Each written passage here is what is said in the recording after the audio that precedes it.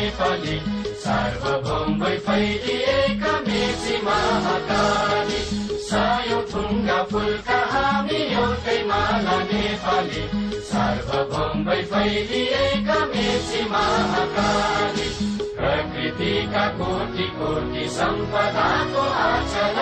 वीरहरूका राजधानी स्वतन्त्र अचल ज्ञान भूमि शान्ति भूमि तराई पहाड हिमाल अखण्ड यो प्यारो हाम्रो मातृभूमि नेपाल